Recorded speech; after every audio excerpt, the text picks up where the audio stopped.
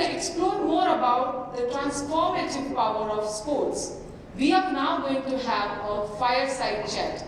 And for that, I would now like to introduce our chief guest for the day.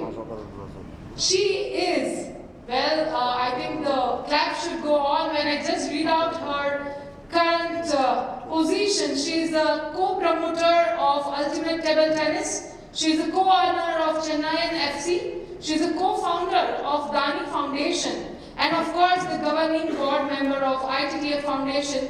I'm mentioning about none other than Ms. Veeta Dani. Can we have her on the stage, please? Thank you so much, ma'am, for joining us here today.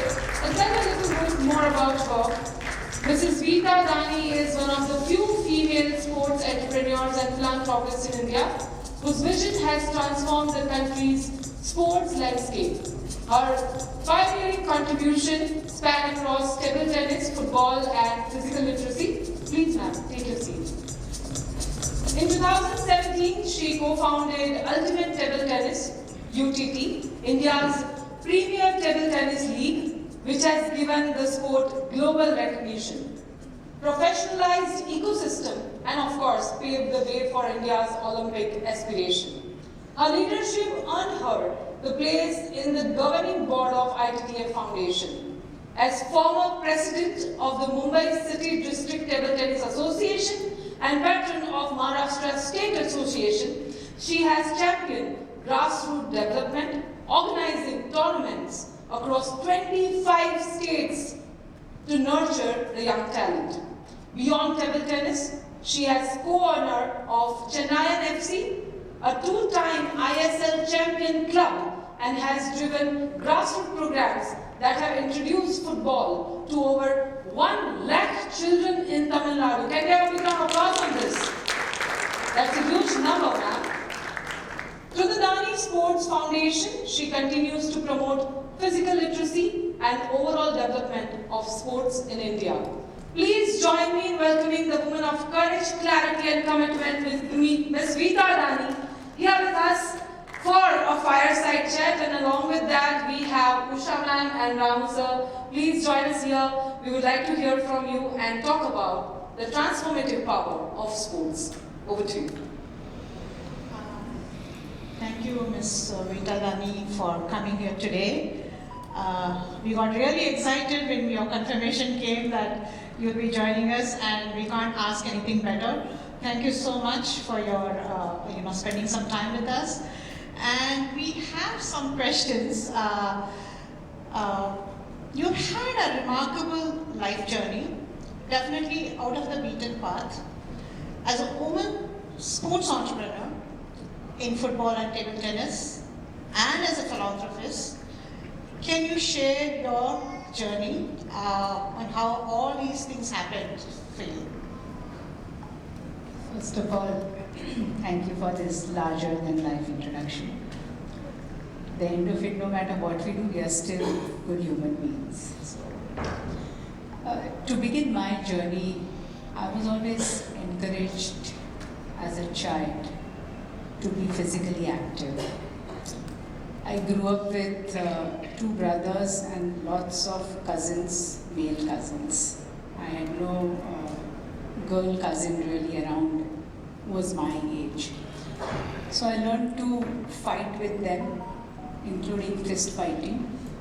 I had to fend for myself, and my motto was that if you cannot fight, then you bite. That's the only way you can win, at the end.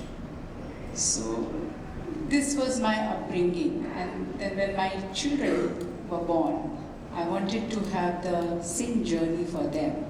So even if we had holidays, they were around sporting activities. We would go to center parks, we'd go to outdoor adventure parks, we'd go hiking, skiing, swimming, whatever, And I think my children used to play 7 sports a week, or maybe 10 sports a week. So I never really told them that, okay, only play table tennis or play badminton or swimming or whatever. And given that our nation is a diabetic capital of the world, the least we can do is to ensure that our children are physically active. And from there on, I have a son who is now a professional sports person and who's been representing India for many years now. So we do understand what are the challenges that sports people have in our country. And looking at that, we said, why don't we promote sports? It was a path where we thought that we had no competition to begin with. And it was an open field, and we could do what we wanted to do. So I think that was a great start for me. And of course, football came as purely by chance.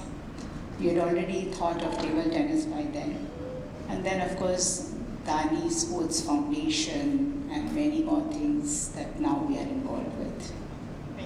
And when you were young and school and college, do you have any winning moment? We always call every child in Halifax has a winning moment.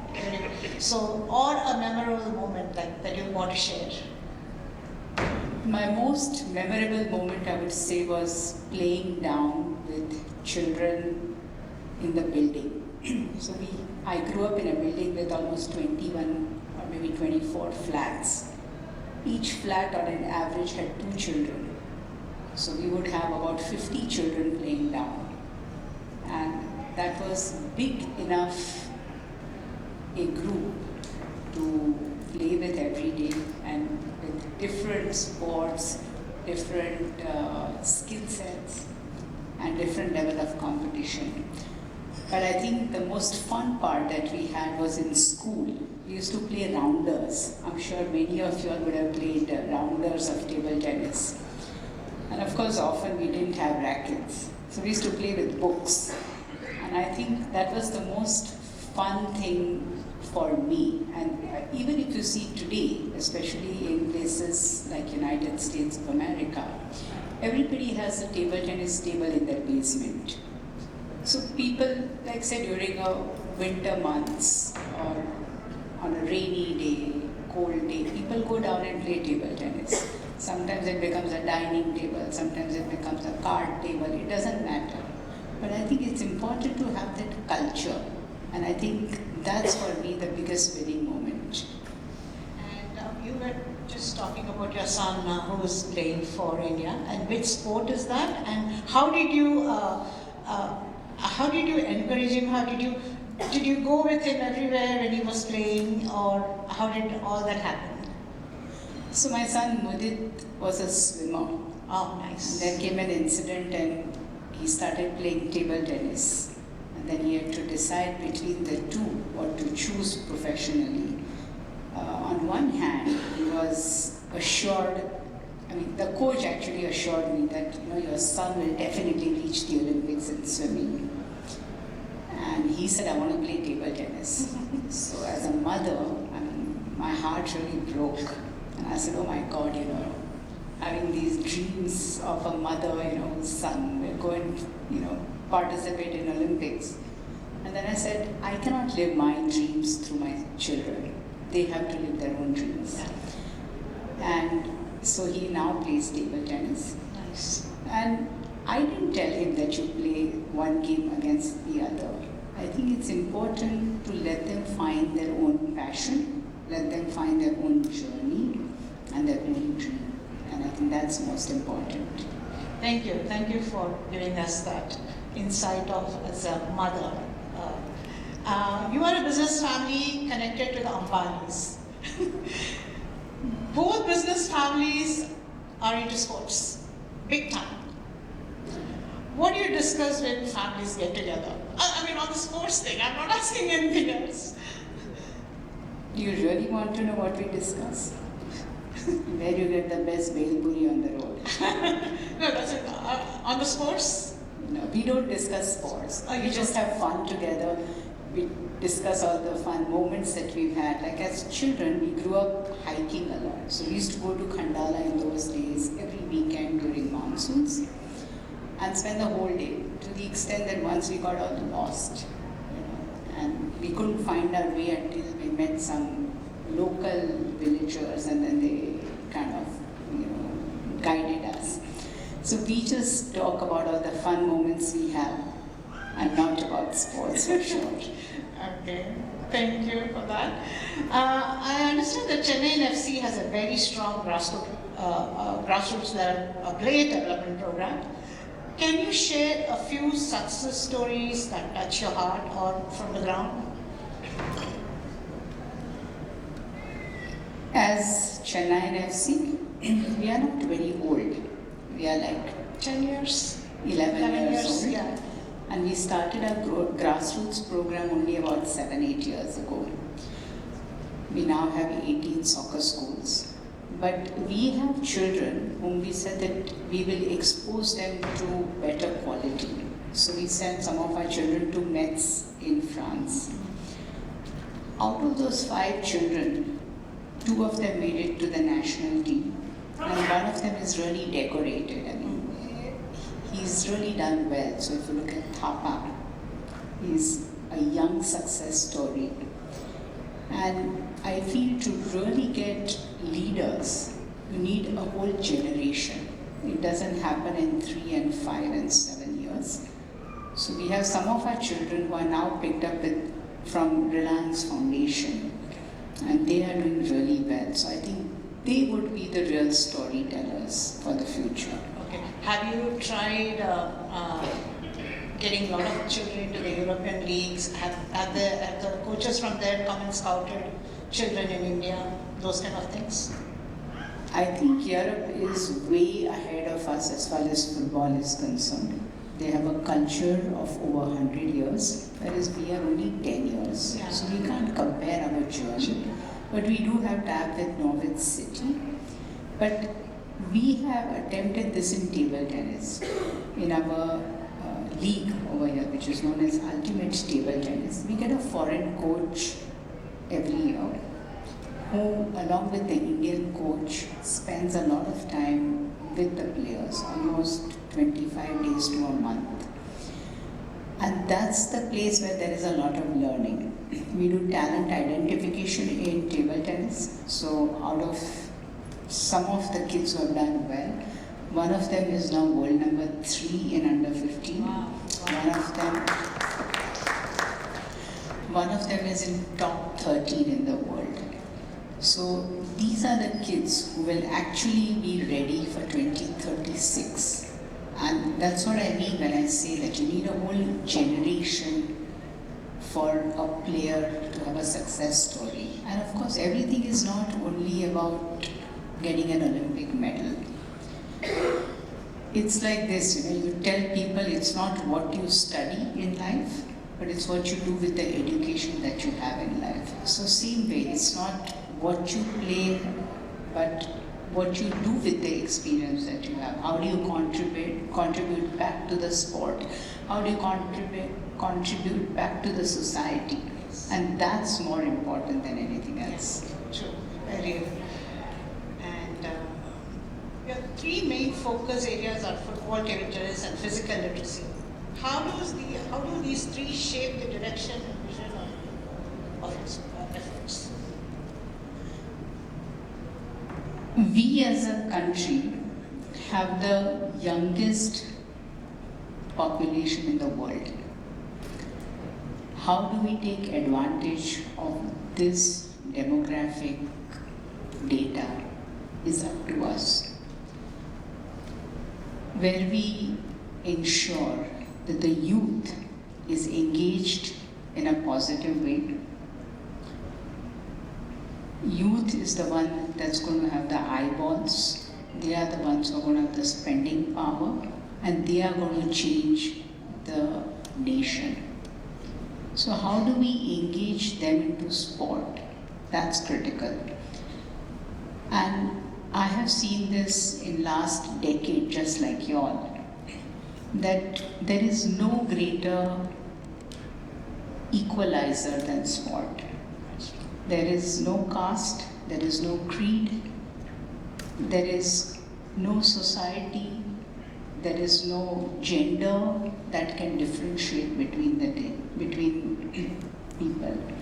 If you look at the NCAA system in the United States, I think it's a great system that we as a country should actually adopt, because that's when we can really get a pipeline of players who will play. And the reason why I mention this is in table tennis, they have the system of point system. So I can compete with, say, anybody else in this room, could be male, female, any gender. As long as our level is the same, we have a ranking, like say 1500, 1600, 1800, 2000. Every time I compete, I will start at that level. The moment I beat somebody who is better than me, my ranking will go up. So I will go to from 21, I'll go to say 2150. And that system continues. And this can be a lifelong system. So this is where if we adopt something like this, anyone and everyone can actually participate. And it doesn't matter who you are, it doesn't matter whether you are a professional, whether you are from a corporate background, whether you are a recreational player, you can really make a difference. So coming back to the point of that youngest age of population that we have, we need to make sport aspirational, we need to make sport inspirational. And we as Dani Sports Foundation have started this program. It's called Transformation in Society Through Sports Program. And we have created leaders from communities which are marginalized. Like say somebody like a Madari Vas, which is like snake charmers. Even today, they have a challenged lifestyle. And how do you integrate them into the mainstream? How do you make them leaders? And then they will be, in turn, be the change maker in the society. I think that's most critical for all of us. So when you said about the point system which you're talking about, that has to be done at the policy level, right? I mean, we, as a country, we have to do that. So we need people like you, where we can go do that, I feel. So like you, how you work with the municipal schools, Yes. like that all of us need to have partners. I don't think we need to reinvent the wheel, but we need to have partners on ground. So we work with different governments. We talk to the government and at policy level, how we can make a difference. And that's why we have started this program of physical literacy. Each child should have 1 hour of play in school. And this is what is going to make the difference. So how do you have child at taluka level, at district level, at city level, state level, all of them just engage in physical literacy? How can they come out and play? Be it anything, be it volleyball, basketball, football, kabaddi, anything. And that is going to be the real change maker. And we have to work with governments. And I don't think we can have a better support than now from the government as far as sport is concerned. I mean, they are really encouraging, they are valuing, and the kind of steps that they are taking. We do realize that they are serious about sport. So that's all we have to do. We have to keep continuing our efforts. I'm confident that we'll only get better. Amazing. I think the clarity of thought that you bring to the table today and what you've just spoken about, it's amazing. And the aspirational and inspirational aspect that you saw were spot on. I mean, I was just thinking this Chennai FC that you've talking about, you've been 10, 11 years ago, and the first year was a disaster, whatever. I mean, from then, yeah, it's normal, it's natural. So, but then you've come about in a very strong way, and you've been champions. So, how would you describe this journey of yours in the last 10 years, and what did it take to build such winning teams? As I said, football for me was a chance. I mean, it was really given to me on the table saying that please do it. I mean, I argued with my husband and they said, no, we must take it up. And I said, no, we must not take it up. And I said, I'm not interested. If you are interested, you take it up, Eventually, after 1 week, he said, I've committed, so now you better do whatever you have to do because I don't have the time to do it. So I'm like, great. I don't understand anything about football. I only knew that there is goal, there is red card, there is, penalties, and that's about it. So I called up our school teacher and I said, hey, please teach me. So I started afresh. And I always feel no matter what you do, it's good to start with a clean slate, Then you don't go with any baggage. So I was willing to learn. We were the last ones to join ISL. And as I said, I was learning. I was literally sikhao, as people say it. And I was open about it. But I sat with players. And I learned technical part of it. And then there was no turning back. Of course, as luck would have it, season 1 we topped the table. Season 2 against every odd, against the worst floods in Chennai, we won the cup. Season 4 we won the cup. Season 6 we were the finalists. And it's been the most wonderful journey. Of course, there were difficult times. I had to call up my manager, then Marco Materazzi. And I said, hey, we were at the bottom of the table. And I said, I'm coming to the dressing room. You better ask all your boys to dress up. Because if they have an issue for a woman coming in, then they can dress up. I have no problems. So I go there, talk to them, and something turned around and we win the cup that year. As a woman, at first, of course, a lot of people don't take you very seriously. And I had to tell them that, hey, I'm the one signing the check for your salary. Better get your act right. So as I said, if you cannot fight, you bite. The same way, you have to sometimes give out the straight message, whether people like it or not.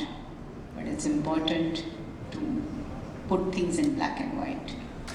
And of course, it has been the most wonderful journey. And there are no regrets and only lovely moments that I can think of. Like season 2, we were playing in Goa against Goa. So as I said, we were the playing 11 on the field, we were the praying 11 in the stands, and the rest of the stadium were Goa supporters. We were 1-1 at halftime. In the 86th minute, Goa scores. Of course, the stadium erupted. And I said, maybe it's not meant to be. But we had the most promising striker. In the 90th minute, we equalize. And before that, we miss a penalty, by the way. So in 90th minute, we equalize. 91st minute, we score one more goal. And we win 3-2. Of course, we had some very challenging moments after that because we beat Goa in Goa. And when I was driving to the game, I asked my driver, I said, "Kya hoga aaj game mein?" No matter what people say, there's always nervousness before the game. So he's saying, very diplomatically, he's saying, "Madam, आप जीतेगा ना तो गोवा में बहुत fighting हो जाएगा और अगर गोवा जीतेंगे तो आप बहुत नाराज हो जाएंगे." So I didn't know what to say, but of course his words came true. They were like disaster after that, the worst memories I have. But of course there are also the fond memories because we won the cup. So it's been a lovely journey, I must say. Any learning on that Salgaonkar episode? There was some rough play? Sport teaches you how to lose. There is no high, a greater high than when you win, and there is no greater low when you lose. So my children always, say that when CFC loses, stay away from mom. So that's what it is. No, but I must say one more thing here. I learned something from our coach. You know, every time the game gets over, he goes to the dressing room. He's never there in the stadium. And once I asked him, I said, Owen, why do you do this? And he says, you know, ma'am, never say anything when you are too happy and never say anything when you are too sad. So I think that's the greatest learning for me. I agree. Yeah. We spoke about the marginalized section of society, like the snake charmers, etc. And there was a funny episode about a snake in the car. This was season 1, and we had a stadium which was, of course, last minute practice stadium, so they used to travel about 25 minutes, 45 minutes away. And the players were getting back into and it was in the middle of nowhere. They were getting back into the car, so one of the Brazilians got in. And suddenly the snake decided to show up in the car. And I wish I could have, or somebody could have, video recorded how he came out of that car. Of course, that snake went out, but that was one part. But you don't know the other part. There was a rat in the hotel. And that rat was on a player's hand. He had come that night, so he was so sleepy, he thought maybe it's just a bad dream about India or something. And next day we found actually a rat hole in his suite, not even a room. So, but he was pretty chilled about it. He didn't make a fuss, fortunately. But there are lots of stories. We had a rat that used to follow some of the players in a hotel. I mean, when they are outdoors, what do? We had a dog who used to follow the coach. We have lots of fun stories. In fact, I miss the point, I miss the scene even now when you say 50 children coming down a building and playing a lot of games together, things like that. That's something that's we're losing with high rises and other things coming up. Talking about the table tennis aspect, I mean, football, we have going to much smaller size ping pong ball. And you are in the Yeah, you're okay. We'll just wrap up soon. okay. You're the governing body of the World Table Tennis Federation. So what does it mean for India from a table tennis perspective and for the international community as well? As part of International Table Tennis Foundation Board, we do programs in over 80 countries, and India is one of them. In 2026, we are going to celebrate Table Tennis Day in India.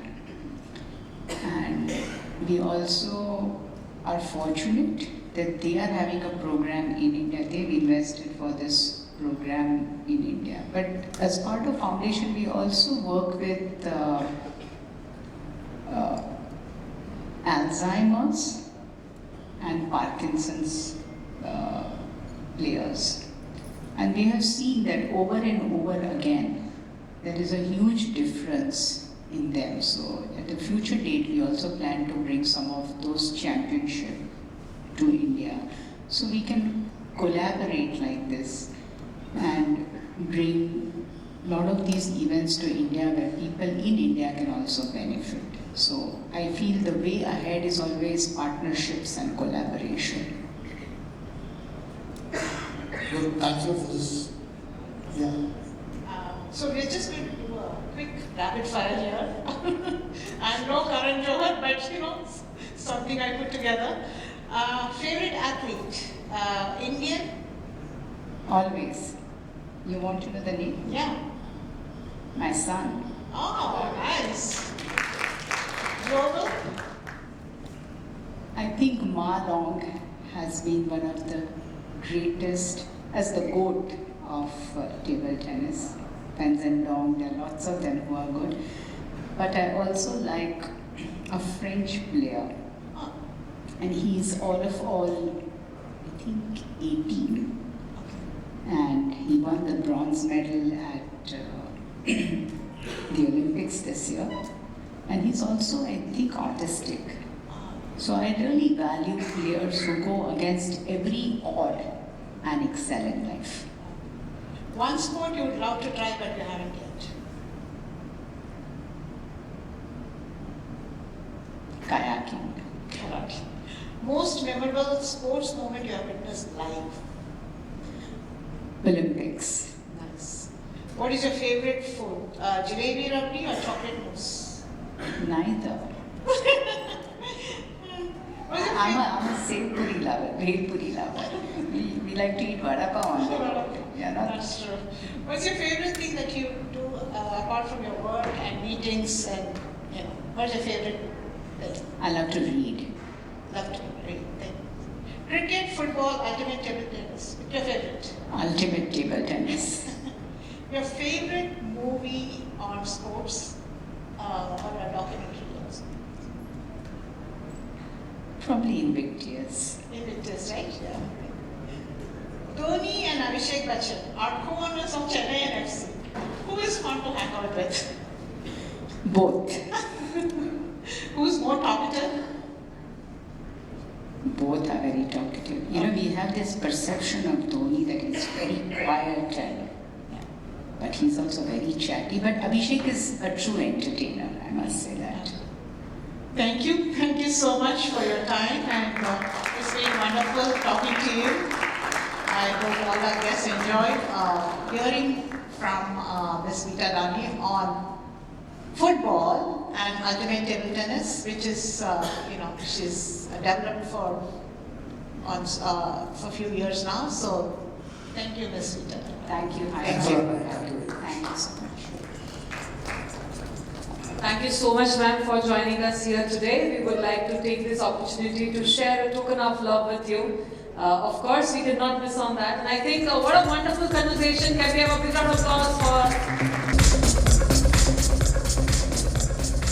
Thank you so much, ma'am. It was great to know your journey and contributions that you have made.